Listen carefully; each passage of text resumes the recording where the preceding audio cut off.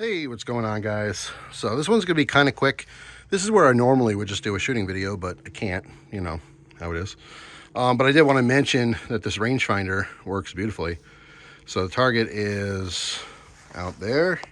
I wanted 100 yards, you can see on the other side, hopefully right there. But this is about 114 yards or so. I don't know if I can get a shot through the camera here or not. Maybe.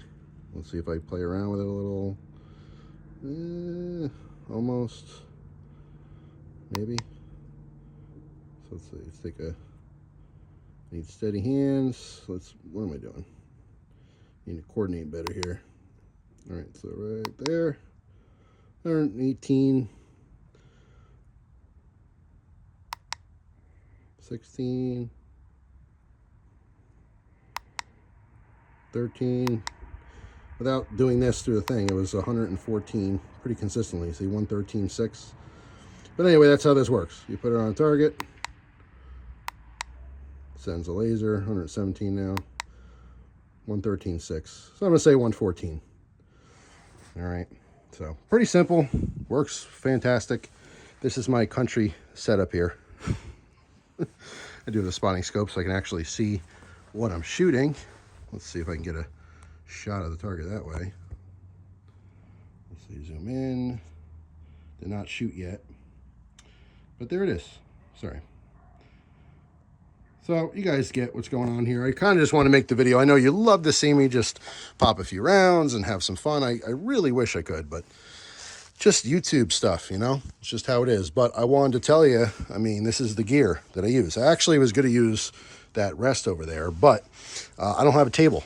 At least a table I want to mess up right now. So I'm using the Sawhorse for a rest because it's a country shooting session. And why not, right? It's going to work. It's going to be able to rest the gun. This is going to be a beater gun. It's a Savage Axis. And it is a cheap gun because that's what I can afford. It's in 30-06 and I'm just sighting it in today. So I wanted to just bring you along real quick to show you I use the gear. I use my spotting scope. I use my little hunter's seat. I'm not sure if I got this in a box or if I just bought that somewhere, but you know, the rangefinder that I just got, I use this stuff all the time, you know. So I wish I could make more videos specifically on this stuff, but it is what it is for now. Hopefully in the future that'll change. But anyway, that's all. It's very cold out here. That's why I have this kind of janky setup. I just want to pop a few rounds, you know, see if I can at least get on paper, dial it in just a little bit. And on a nicer day, I'll certainly really, you know, turn the screws and make sure it's nice and accurate before I go hunting. All right, so this was the results. I started off over to the right here, was able to kind of move it left a little bit. Then I was, you know, basically user error because I landed one in the black first, and then I was shooting high to the right a little bit. So it was this shot, and then afterwards, I think it was this one, then this one. But either way, I'm changing the target out. Yesterday, it was almost sundown, so I didn't get a whole lot of time. Plus, I was really uncomfortable with the setup there. The Sawhorse obviously was not going to work originally. Even though I had like a little camp chair thing, it still wasn't high enough, the Sawhorse. So I ended up using the back of like a folding chair. But that's all too ghetto. You know, I got to get comfortable. So I'll get a different setup here so I can actually, you know, be comfortable taking the shot. And we'll see, you know, what I could do from 114 yards. So just again, trying to get this, if I can get it all in the black or at least close, again, the 8 ring or whatever, that's fine. I want a fist size, you know, accuracy at 100 yards. Obviously, you could dial it in to be 1 MOA. This gun should be capable of that. I don't care. You know, again, this is going to be for something very specific, and if it could shoot a fist-sized target, that's totally fine for my needs. But anyway, I figured I'd share this with you guys. I unfortunately can't see or hear the shooting part of it, which is obviously the most fun, but it is what it is. I figured at least I'd share this with you guys. So shooting paper's cool and everything, but I wanted to have a little fun. I have a bowling ball I don't need anymore. So we'll see what 30-06 will do to that. Also, see my shots. I have 2 on paper right now. First one's to the right. Second one I got a little bit tighter, but the problem is that it's super, super cold out here. So, you know, obviously I don't want to shoot with gloves and the fingers get frozen. It's not ideal, but this is when I have time to do this. All right, that was definitely fun.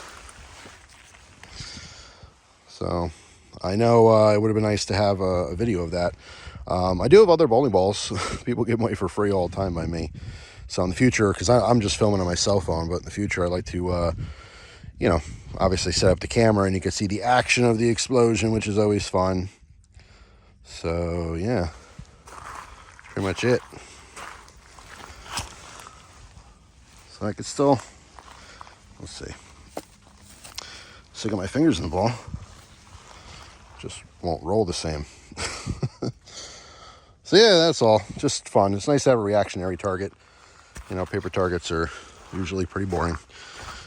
So, be careful, it's all flooded down here. Walk slow. All right. So, again, it's freezing out here. I think I showed last time it was these 2 rounds. Was able to nail one. I mean, I'm going to say it's a little bit of luck.